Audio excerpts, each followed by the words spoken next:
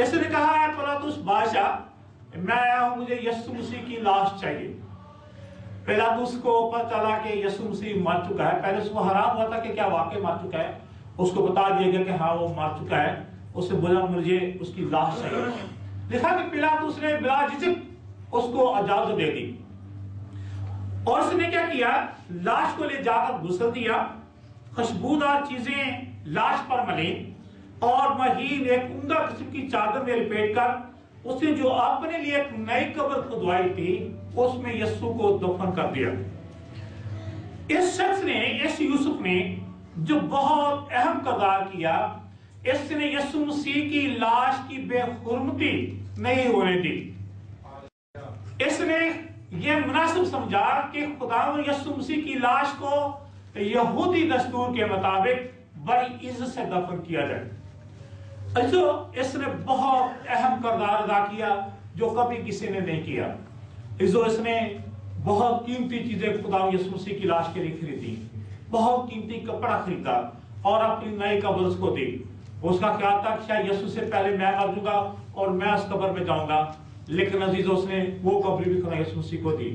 अजीजों इसका नाम इसलिए किताब मुकद्दस में आया है कि इसने बहुत अजीम खुदा के लिए काम किया। अजीजों हमने देखा कि मुजरिमों की लाश की कितनी बेहुरमती होती है। पिछले दिनों में जब कर्नल गद्दाफी को गोलियां मार दी गई, उसको मार दिया गया, हालांकि वो मुल्क का सदर था, तो क्या देखा कि उसकी जो लाश उसकी और उसके बेटे की एक जहां सब्जियां रखी जाती हैं उस सब्ज़खाने में उसकी लाश रखी हुई है। कहा वो बादशाही महलों में रहने वाला शख्स, कहा उम्दा और नफीस जगहों में बैठने वाला शख्स, उसकी लाश कितनी बेहुरमती हो रही थी। लेकिन इस शख्स ने कहा कि नहीं, ऐ पिलातुस बादशाह, मुझे यीशु की लाश चाहिए। वो लेके आया और बड़ी इज्जत के साथ उसको दफन किया। आज किताब मुकद्दस में अगर किसी का वाकया दर्ज किया गया है तो उसके पीछे कोई राज है।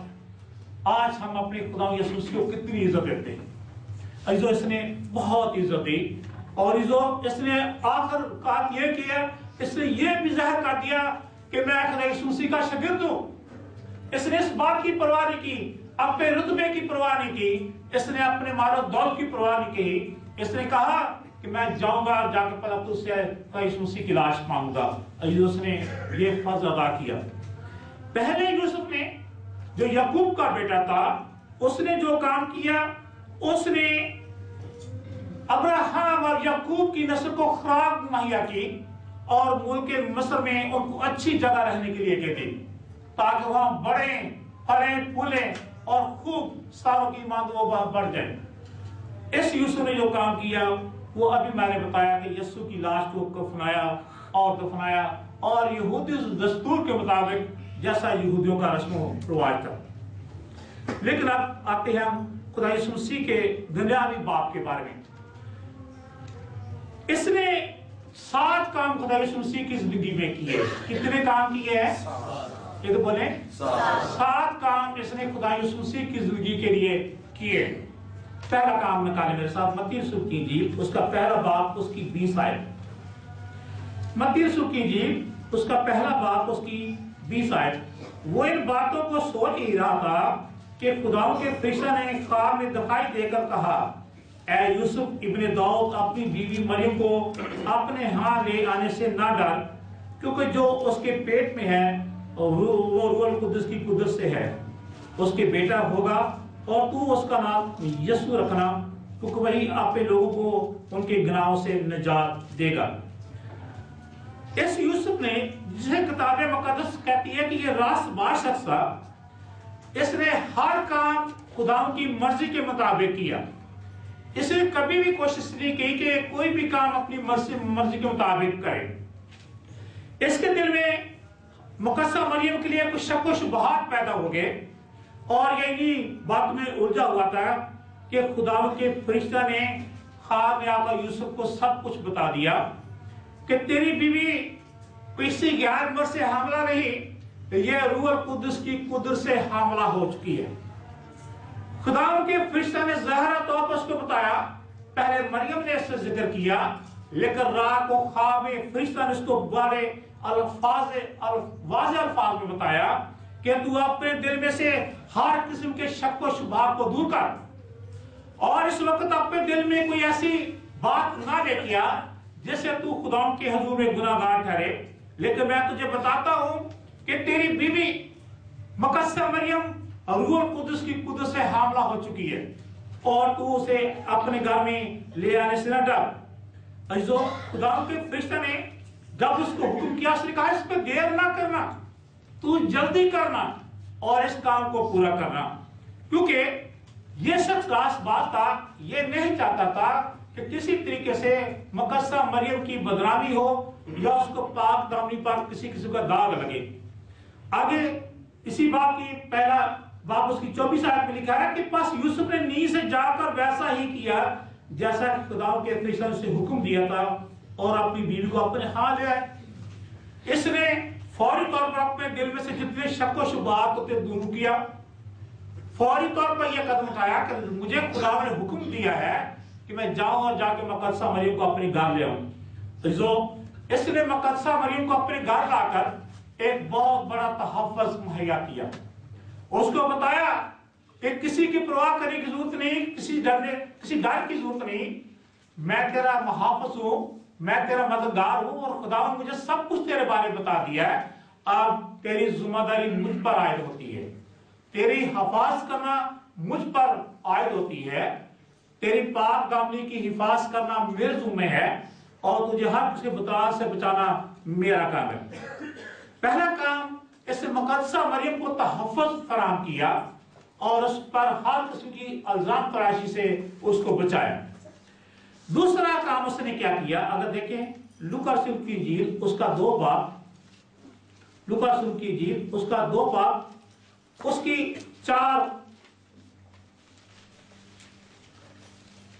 और 5 से लिखा है, बस यूसुफ भी गलील के शहर नासर से दौड़ के शहर बैतलहम को गया जो यहूदिया में है, इसलिए कि वो दौड़ के घराने और औलाद से था ताकि अपनी मंगेतर मरियम के साथ जो हमला थी दाम लुकवाए। जब वो वहां थे तो ऐसा हुआ कि उसके वज़ाए हमल का वक्त आ पहुंचा। इसलिए हम ये स्टोरी पढ़ते हैं तो खुदाओं के नबी मीका ने, मीका की किताब उसके 5 बाब की 7 आयत में ये पेशन गोई की थी कि जो खुदा यीशु मसीह के बारे में कि वो बैतलहम में पैदा होगा। इस रूसी की वजह से ये अपनी मंगेतर को नासर से बैतलहम के में लेके गया। वहां एक सराय थी जिसका नाम मैंने बताया था कुमहाम, उस सराय में लेके गया। वहां उनको जगह नहीं मिली, उनको सफर में जगह मिल गई और वहीं वो हमारे खुदा यीशु मसीह की पैदाइश है। इस मसीह की वजह से उनको नासर छोड़कर बैतलहम जाना पड़ा और खुदाओं के प्लान के मुताबिक जैसा नबी ने पेशगोई की थी कि ये बच्चा जो पैदा होगा या खुदा यीशु मसीह की पैदाइश बैतलहम में होगी। इस पेशगोई को पूरा, इस पेशगोई के पूरा होने में हज़रत यूसुफ का बहुत किरदार है। अगर मरियम अकेली होती तो ये कभी इस हालत में नासर शाह को कभी न छोड़ती, बाकी उसको पता था कि मेरा खाउंद मेरे साथ है, मुझे खुदा ने एक मददगार मुहैया किया है, मैं वो जरूर मुझे लेके जाएगा। और जो इस वक्त यूसुफ जो कदम उठाया, हालांकि मरियम की ऐसी कंडीशन नहीं थी, लेकिन खुदाओं की पेशगोई के तहत उसे जाना पड़ा। और जो इस तरह से जब खुदा यीशु मसीह की पैदाइश वहां बैतलहम में हुई तो जो मीका नबी की जो पेशगोई थी वो पूरी हुई कि ये बच्चा बैतलहम शहर में पैदा होगा।